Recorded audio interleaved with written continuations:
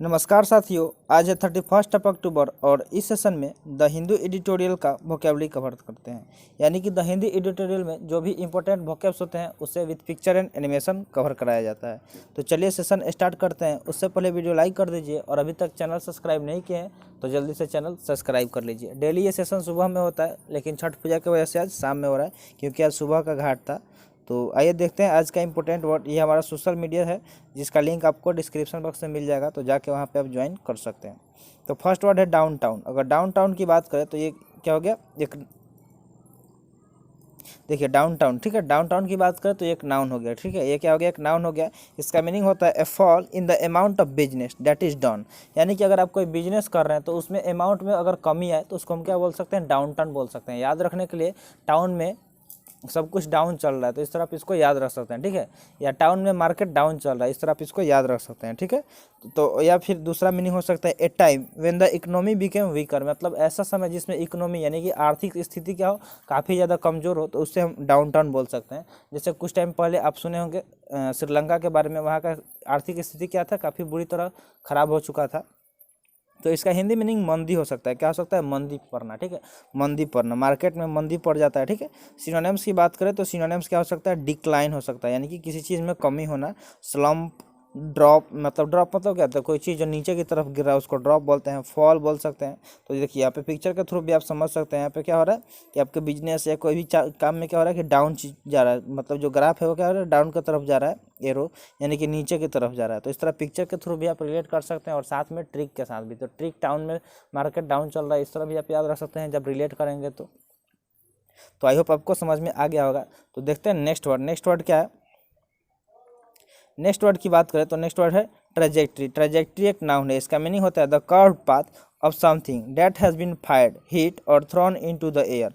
मतलब कोई चीज़ जब हम फेंकते हैं ना तो वो क्या करता है, कर्व पाथ यानी कि जो एकदम टेढ़ा जो रास्ता फॉलो करता है, कर्व होता है, उसको क्या फॉलो करता है। कोई भी चीज़ जब हम थ्रो करते हैं, जैसे कि एग्जाम्पल के तौर पे आप एक बॉल फेंकते हैं तो बॉल क्या जाता है, कुछ इस तरह जाता है, ठीक है।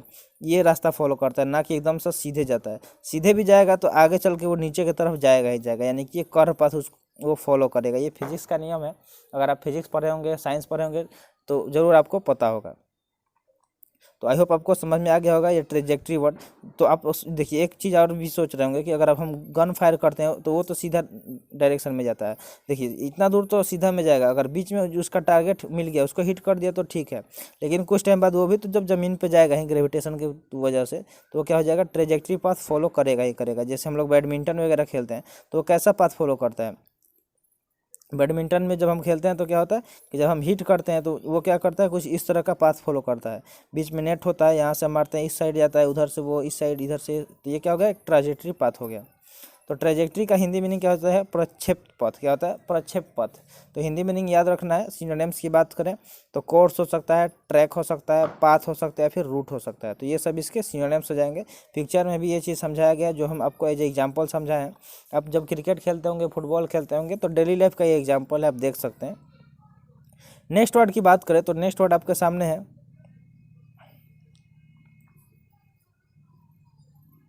वर्ड क्या है, रेक्टिफाई। रेक्टिफाई की बात करें तो एक वर्ब है। रेक्टिफाई एक वर्ब है जिसका मीनिंग होता है to put right something that is wrong. यानी कि अगर कोई चीज़ गलत हो तो उसको सही करना, यानी कि यहाँ पर राइट चीज़ रखना या लगाना, तो उसको क्या बोलेंगे, रेक्टिफाई बोलेंगे, जिसका मीनिंग होता है सुधारना। गलत चीज़ को हमेशा सुधारा ही जाता है, ठीक है। तो अगर उसमें सुधार कर रहे हैं उसको रेक्टिफाई बोल सकते हैं। सिनोनिम्स की बात करें तो करेक्ट, रिमेडी, रिपेयर या फिर राइट बोल सकते हैं। जैसे हमारे फ़ोन, लैपटॉप या किसी चीज़ में प्रॉब्लम होता है तो उसको हम क्या कहाँ ले जाते हैं, रिपेयर सेंटर पर ले जाते हैं, जहाँ पे जो चीज़ उसमें ख़राब होता है उसको हटा दिया जाता है और फिर वहाँ पे कोई नया चीज़ रख दिया जाता है जिससे उसमें सुधार हो जाता है। तो आई होप आपको रेक्टिफाई समझ में आ गया होगा। तो चलते हैं नेक्स्ट वर्ड की तरफ। नेक्स्ट वर्ड क्या है, नेक्स्ट वर्ड की बात करें तो नेक्स्ट वर्ड आपके सामने है। नेक्स्ट है लॉप साइडेड। लॉप साइडेड एक एडजेक्टिव है। लॉप साइडेड की बात करें तो एक एडजेक्टिव है जिसका मीनिंग होता है having one side lower, smaller etcetera than other. मान लीजिए कि कोई चीज़ जिसका दो साइड हो, ठीक है, तो एक साइड उसका क्या हो, कमज़ोर हो या फिर लोअर हो या फिर छोटा हो, तो उसको लॉप साइडेड बोल सकते हैं, यानी कि तिरछा बोल सकते हैं, ठीक है। एक साइड बड़ा हो, एक साइड छोटा हो तो क्या हो जाएगा, तिरछा ही हो जाएगा। तो लॉप साइडेड यानी कि तिरछा हो जाएगा। सिनोनिम्स की बात करें तो अनइवन हो सकता है, आस्क्यू हो सकता है, क्रुक्ड हो सकता है, फिर असिमेट्रिकल हो सकता है। सिमेट्री मतलब क्या होता है, दोनों चीज़ जो बराबर हो। जैसे मान लीजिए कि एक ऐसे छड़ी लिए हुए हैं, तो इसको दो पार्ट किए, तो यहाँ पे ये थोड़ा सा मुड़ा हुआ है, मान लीजिए कि ये कुछ इस तरह मुड़ा हुआ है, तो इसको क्या बोल सकते हैं कि ये तिरछा है। डंडा कैसे है? तिरछा है। ऐसे जब स्ट्रेट लाइन खींचेंगे तो आपको पता चल जाएगा कि इसमें कितना कर्व है। तो लोप साइडेड मतलब तिरछा होता है, जिसका सिनोनिम्स अनइवन, आस्क्ड, क्रूक्ड या फिर असिमेट्रिकल बोल सकते हैं। तो आई होप आपको लोप साइडेड वर्ड समझ में आ गया होगा।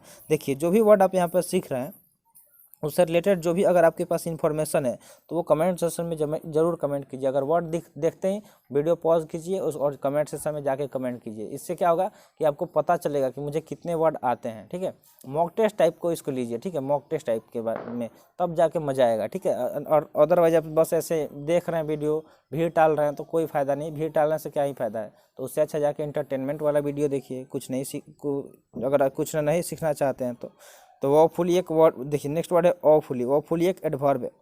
एडवर्ब क्यों है ये आप पहले सीख लीजिए। तो वर्ड क्लास में जहाँ भी एलवाई दिखे तो वो क्या हो जाता है? एडवर्ब हो जाता है। बिकॉज एलवाई एक एडवर्ब सफिक्स होता है, और सफिक्स वो होता है जो वर्ड के एंड में जुड़े और उसका मीनिंग बदल दे।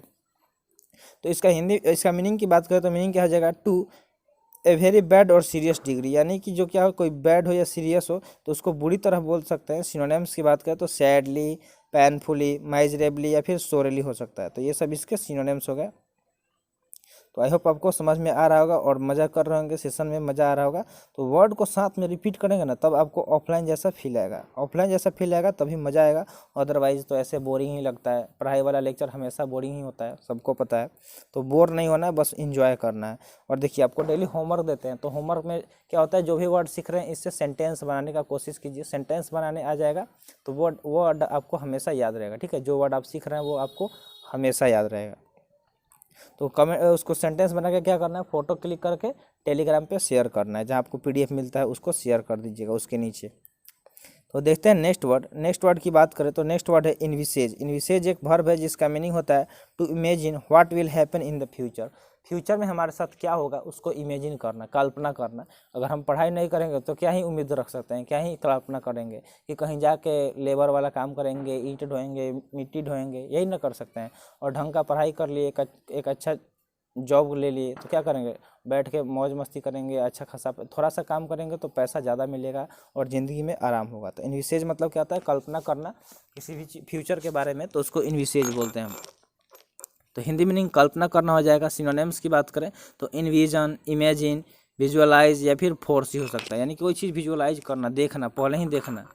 तो हर कोई देखता है। ठीक है, जो भी पढ़ाई करता है या जो पैसा कमाना शुरू करता है तो वो यही देखता है कि मेरे पास बहुत सारा पैसा हो, घर हो, अच्छा जगह पे, जैसे यहाँ पे पिक्चर में दिखाया गया है। तो इसको ही हम लोग इनविसेज बोलते हैं।